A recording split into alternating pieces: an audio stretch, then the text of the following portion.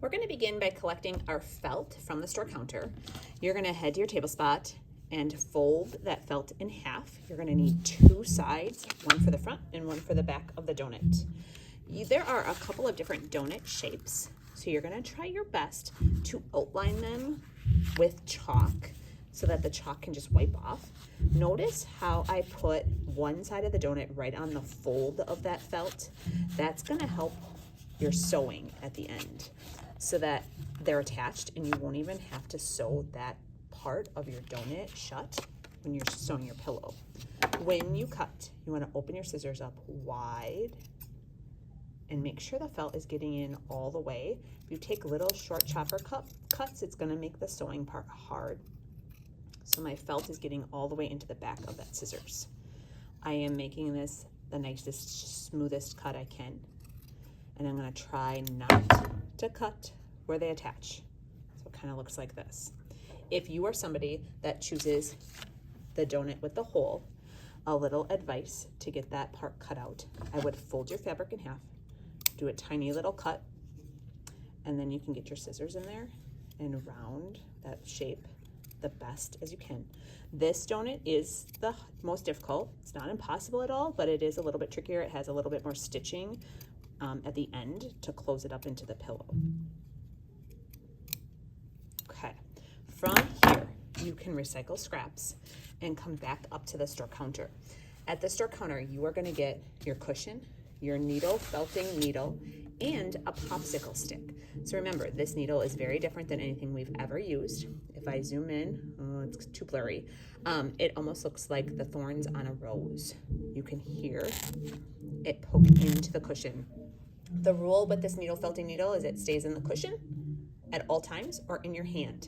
It's never laying on your table to get lost. You're also going to collect some felt at your at the store counter, and this is going to be your frosting. So this is meant to be thin. I am pulling it apart. If you've ever pulled cotton candy or a cotton ball, you want it to be thin. You don't want it to be super thick and chunky. It's going to felt better for the project like this.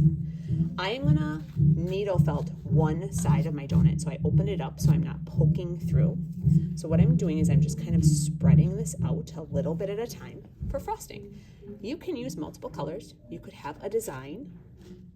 I am now ready to agitate the felt on the wool onto the felt. So to do that, I am holding this needle, felting needle straight up and down.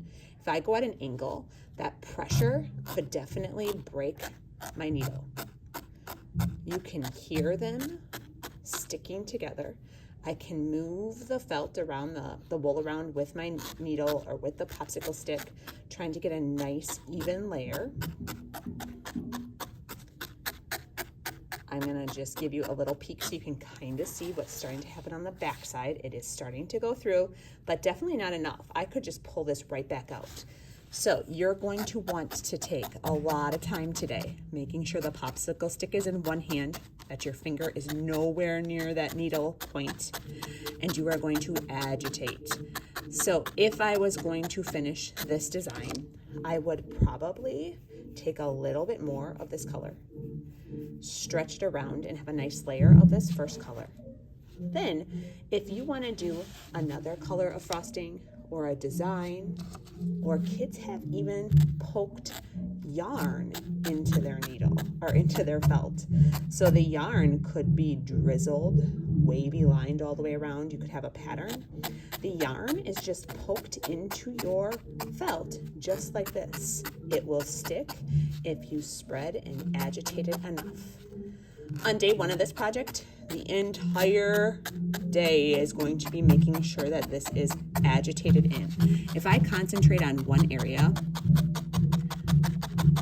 I'm going to show you how it's going to look on the back side when it is finished and stuck and agitated enough.